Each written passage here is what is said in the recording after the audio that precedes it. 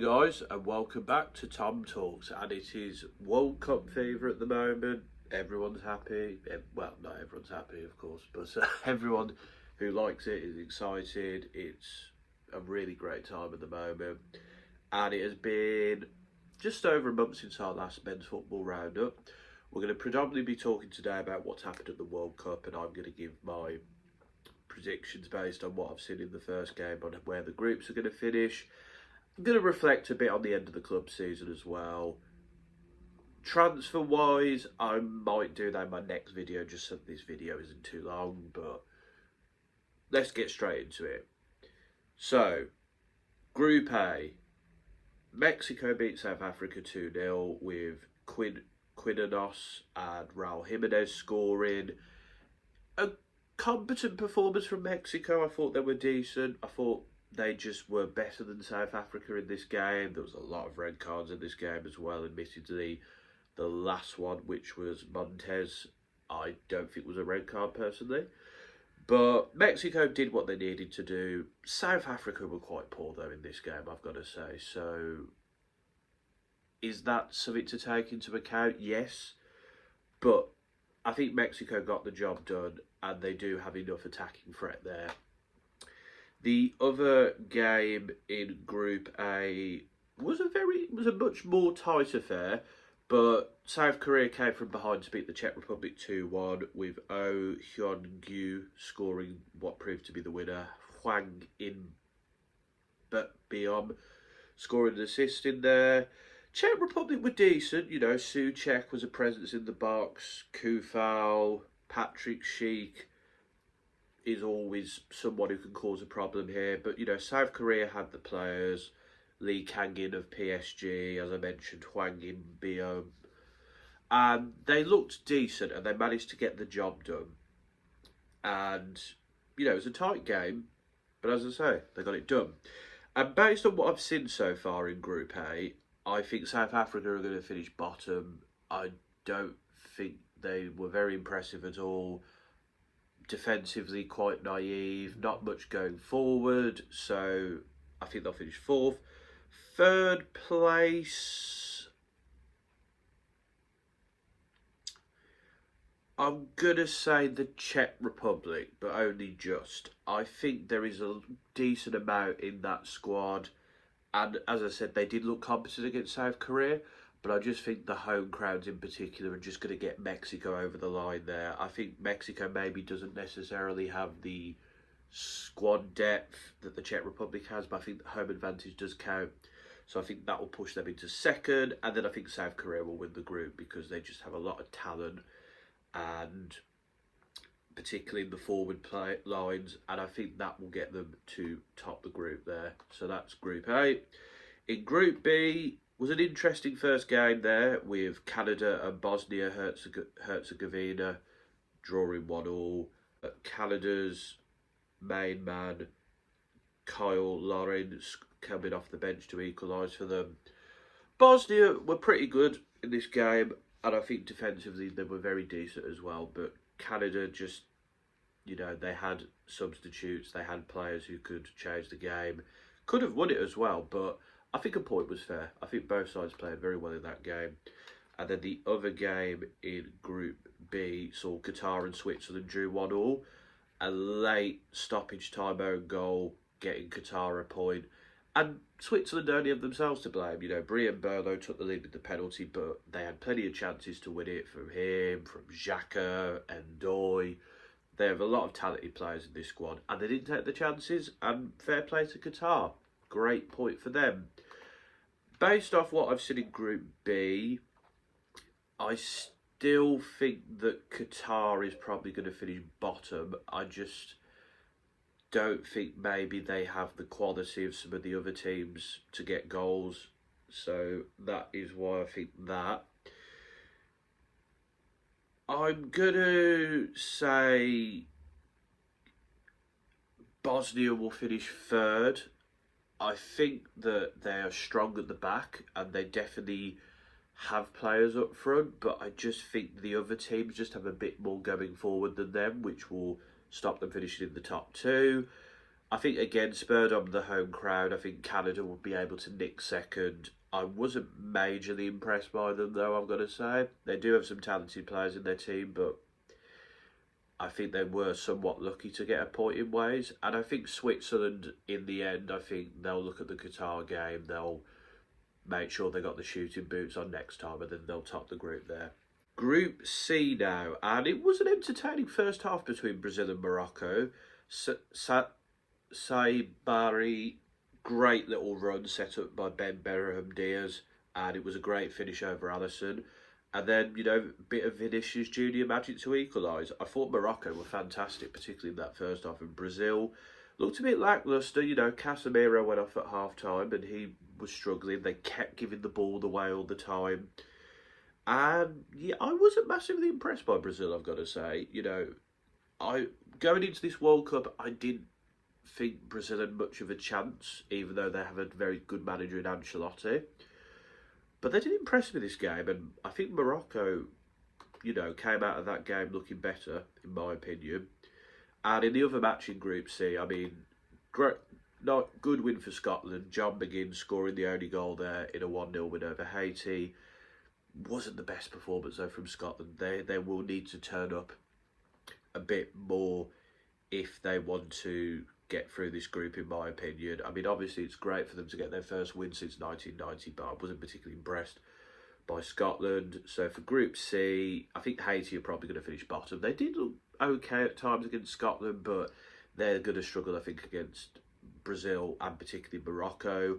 Scotland, for me, I don't think their football is that great. They have obviously talented players, John McGinn, Scott McTominay, Shankland, but I just don't think they're going to do great against Morocco. I think Brazil, there's a chance there, but I just think they'll finish third.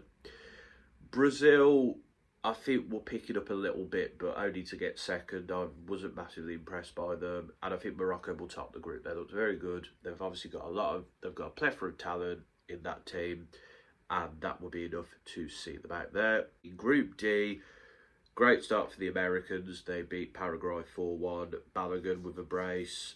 Christian Pulisic was looking decent as well. They put a good show in. Paraguay were very poor in defence, though, I will say. But it was a very good result for the last of the home nations. And in the other Group D game, Turkey looked competent against Australia, but Iran Kunda and Metcalf scored to give Australia a famous 2-0 win. And yeah, again, another example of not taking your chances and not getting what you need. But great result for Australia there. So in terms of that group, I'm going to say Paraguay will come last. I wasn't particularly impressed by them, particularly going forward, but also defensively as well. In terms of third in that group, I think it was a very good win for Australia, but I think maybe they'll just get squeezed into third. I think Turkey will come second. I think they'll manage to do... Actually, no, I'm going to say Turkey are probably going to come third now, just because I think it's going to be difficult against the Americans, but they'll win the last game. But this is a very talented Turkish squad, and again, just not quite hitting the heights. I think Australia will come second now, just because this win was very crucial. And then I think the Americans will top the group because of just, they look the business, and I think, again, the home crowds will spur them on there. Group E now, and Germany 7, Curacao 1. First World Cup for Curacao, and a goal as well to make it 1-1 at one point, but Germany just wiped the floor with them. Kai Havertz with a brace, Joshua Kimmich with 2 assists, Undav with a goal and 2 assists, Musiala, Dementia. Germany just wiped the floor with them. Pretty ruthless display here. Obviously, Curacao are not an amazing team, but they wiped the floor with them, what can I say? And then in the other game, probably one of the best games I've watched so far, Amad Diallo's late goal giving Ivory Coast a 1-0 win at Ecuador, and that was a fun game to watch, a very end-to-end game, but for me, the Ivory Coast just had more going forward, and that's what won the game. So, Group E, Curacao bottom, they're if you lose 7-1, it's not looking good for you, is it? I think Ecuador are going to finish third now. I think they are a very good team. Defensively, they're very good as well, but they lack stuff going up front. I think the Ivory Coast will finish second now. I think that win is going to be crucial, and then Germany should top the group, I imagine. Although obviously they will have more difficult games against the Ivory Coast and Ecuador. In Group F, Netherlands, Japan, first half pretty tame, but the second half really came to life. Virgil van Dijk gave the Dutch the lead, Nakamura equalised, Serencio Somerville then scored, both Netherlands goals set up by Ryan Gravenberch, by the way, then Daichi Kamada getting a late one.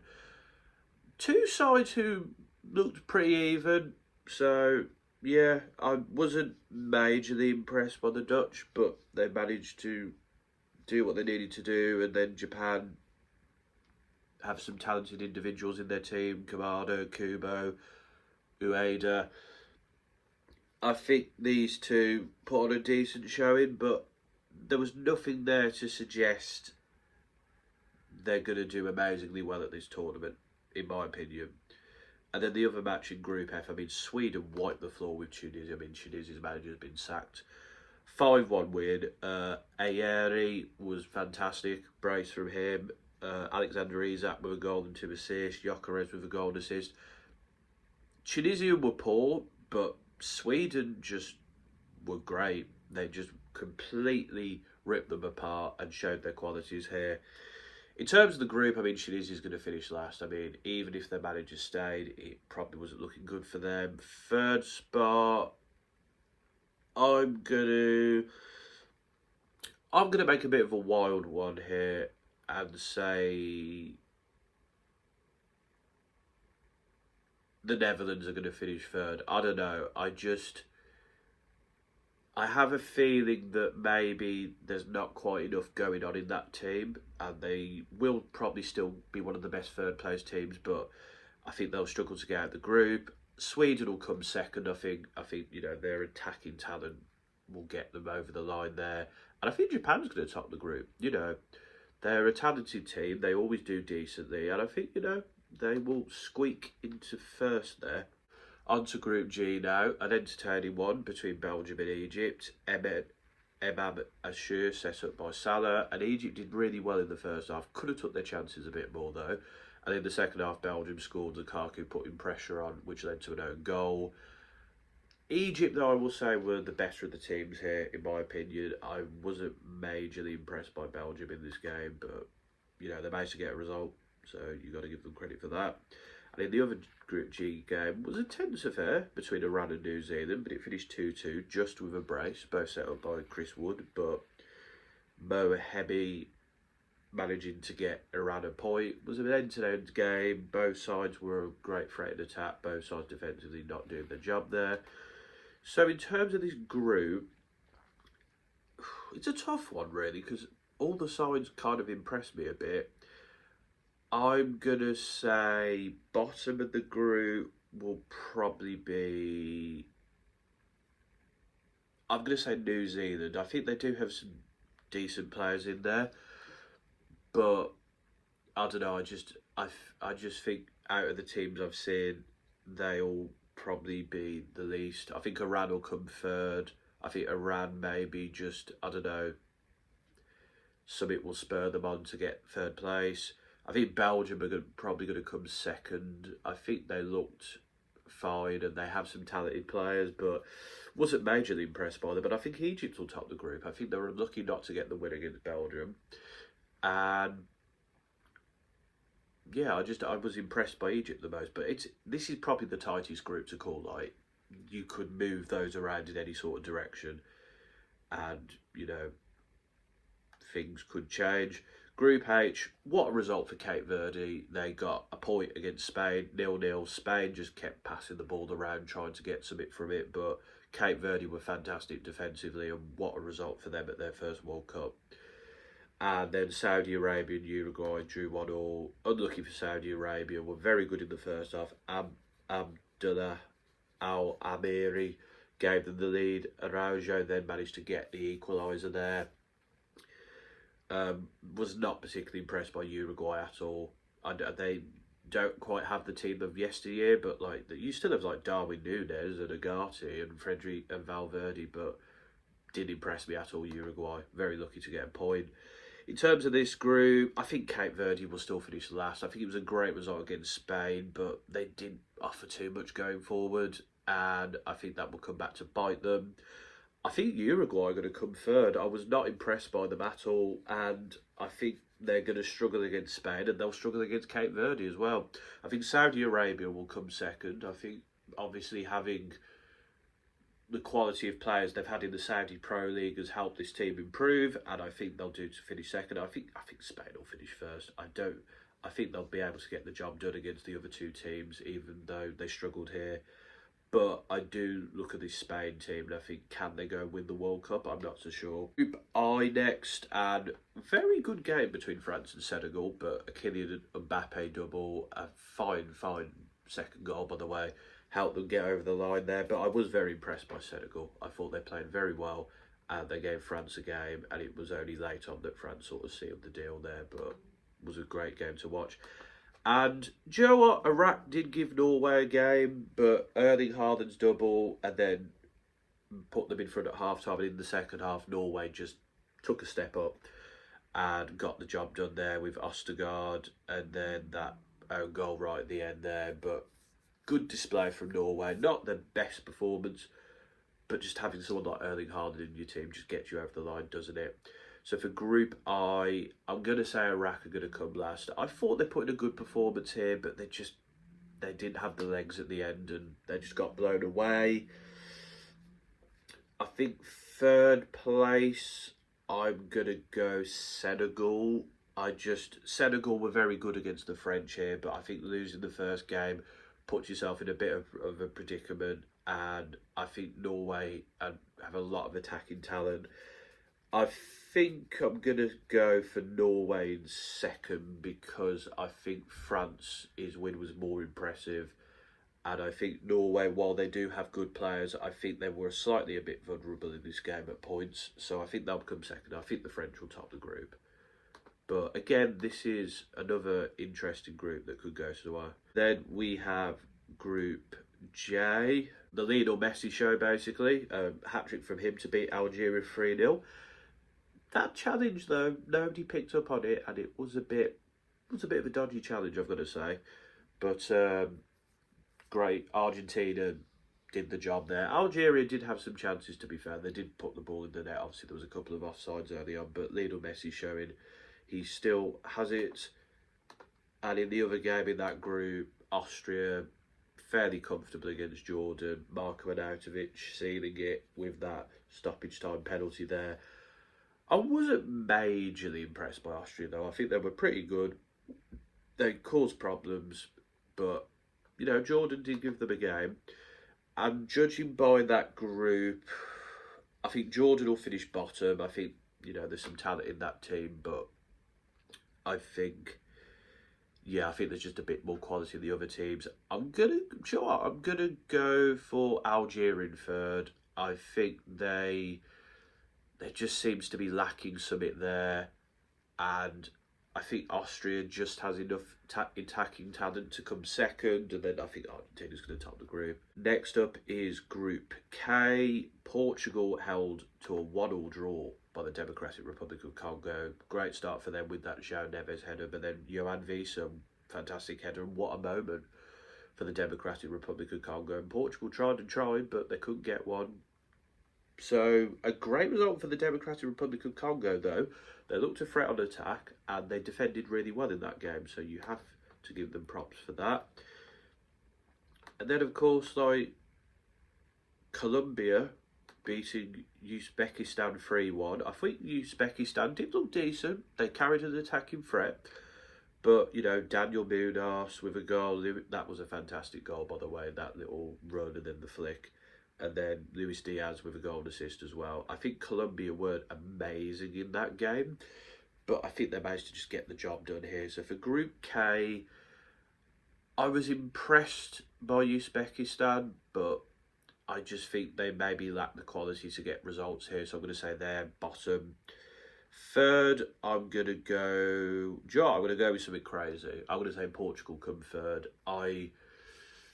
They struggled to break the DRC down. I think Colombia will beat them, and I think they'll have a difficult game against Uzbekistan. But I think they'll come third. I'm going to say the Democratic Republic of Congo come second. I was impressed by them, and I think they'll get a result against Uzbekistan. And I don't think who knows against Colombia. I think Colombia will win the group just because of their plethora of attacking talent going forward. But again, that is another exciting group. And then finally, we have Group L, where good performance from England. They beat Croatia 4-2. Harry Kane with a brace, but we were pegged back twice by Baturina and Musa. But second half, we just got into our rhythm. Jude Bellingham and Rashford getting the goals. Could have been even more, but fair play to Croatia's goalkeeper. He was class. England just looked very good in that game. I think defensively, there is a worry there. I think Stones and Konza struggled a bit there, and I think Gehi we need. And I think as well, Noni Madueke I think was very good. He was allowed the freedom of the pitch somewhat, but I was impressed by him on the wings. Obviously then Saka and Rashford came off the bench, and that just gave us a bit of an edge. Harry Kane, of course, doing his job, was very good up front, a real goal threat. And I think, is he England's top scorer at World Cups of all time now? Maybe. Something to check, I suppose. And Jude Bellingham, of course, was fantastic. So starting him was the right decision, and it paid off because he just put on a fantastic performance. Croatia did look a bit leggy. I think this team is quite old now, and I think they just struggled with the pace of that England attack. But very good win for England. And then in the final game we're going to talk about, it was Ghana-Panama. And late goal from Yerenki giving Ghana that 1-0 win there. This was not the best game to watch. It was very turgid. But Ghana just having that little bit more quality in attack and just getting over the line there. So based on that, I think Panama is going to come last. I thought they looked decent against Ghana, but again, they just lacked in attack, and I think that was a crucial game. I think Ghana will come third. I just wasn't that impressed by them. And I think Croatia will be able to handle them, but I think Croatia will come second, even though I wasn't particularly impressed by them. And then England will top the group. So, yeah, that is kind of my group predictions and reactions to the first round of games. As for what games to look out for over the next week, South Korea on Friday. That's going to be a quality game. Scotland, Morocco in Group C on Friday as well. Netherlands, Sweden, and Germany, Ivory Coast on Saturday. Those are the ones I'm going to pick out. Spain, Saudi Arabia, and Belgium, Iran, I'm going to say are going to be my picks for Sunday. Monday's game, none of them are sticking out to me, but Argentina, Austria, I guess. Tuesdays, Norway, Senegal, and is going to be the one. England, of course, are playing Ghana, but I wouldn't say that's a standout for me.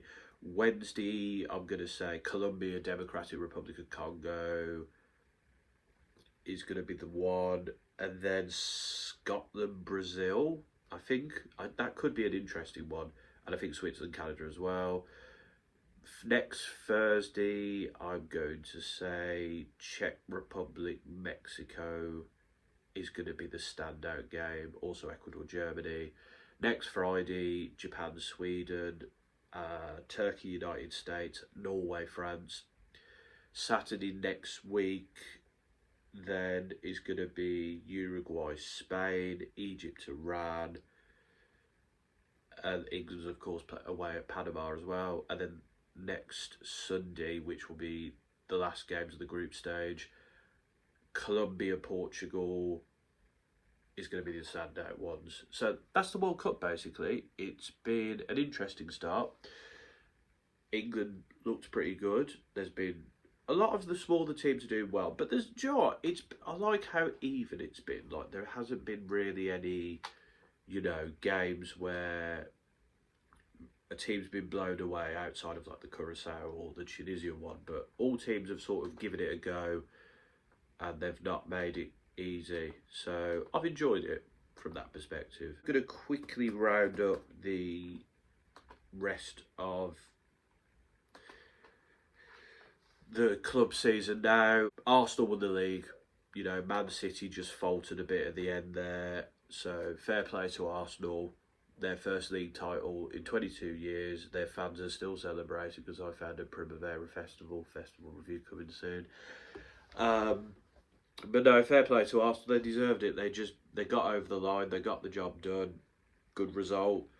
Man City came second, but they won the FA Cup, beating Chelsea 1-0 thanks to a Semenyo goal. So a domestic cup double to end the season. Not a bad way for Pep Guardiola to go out.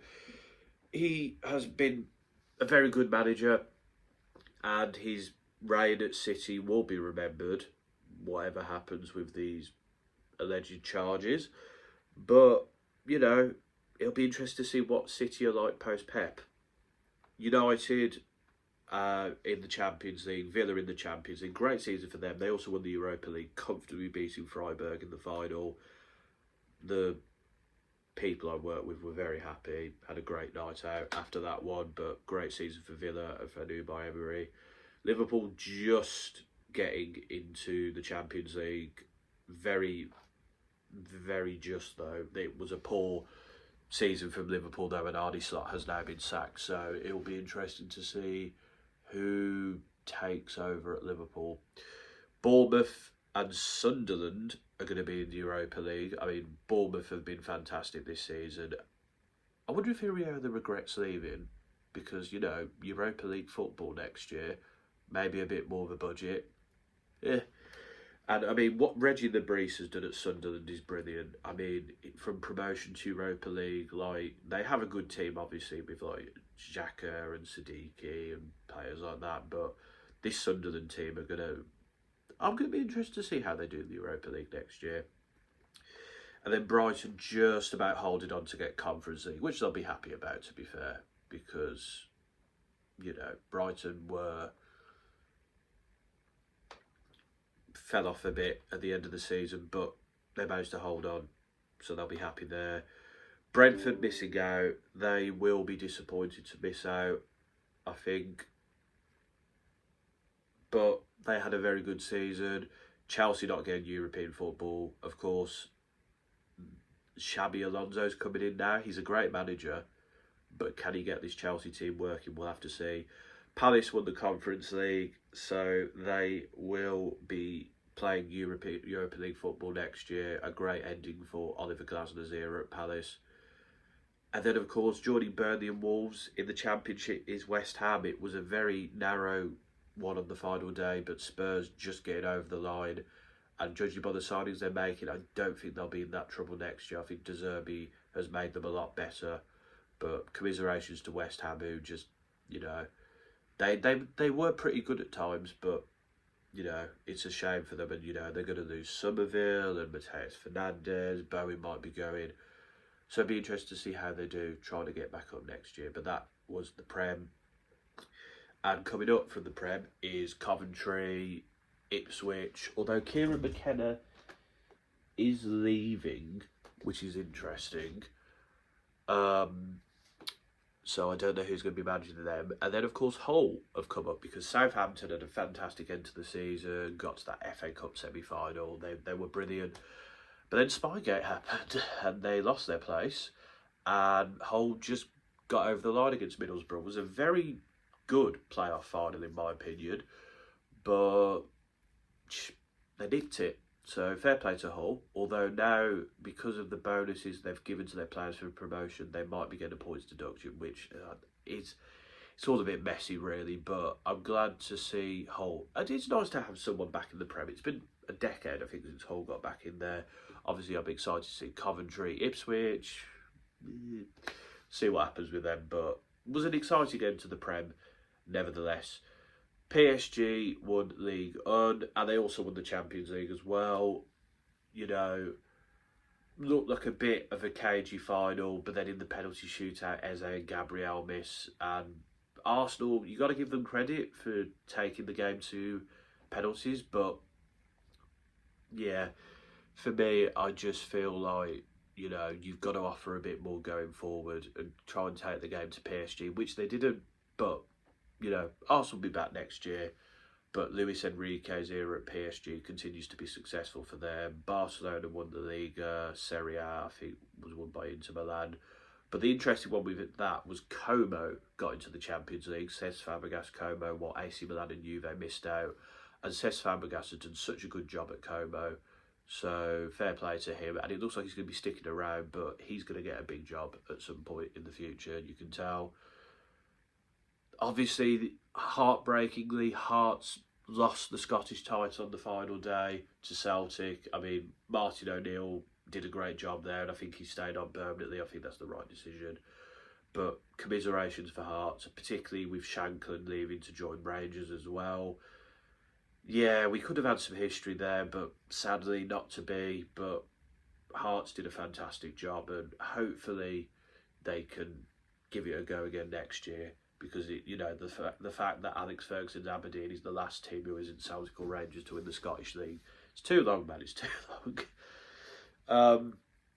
But yeah, that's kind of like a roundup of the end of the club season, and that's kind of the end of this video, really. You know, World Cup's been exciting, some good games. I'll give him my predictions there. We've rounded up the club season a bit as well. I haven't really done a Man United sort of season review. I might do that. I might not. I might just go at the start of the club season, sort of say who I think should stay, who I think should leave, something like that. But we'll call it a day there. Thank you for watching. Let me know your thoughts in the comments. Are you impressed by England? How far do you think you'll go?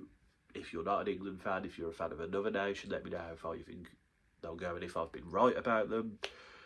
And let me know, are you happy with how your club did this season, even if I've not mentioned them in the Prem or the Championship sort of thing, or, you know, the other leagues? Just comment. I'm interested to see the comments. I like reading them. I like having a conversation. But until next time, folks, this has been another TomTalks.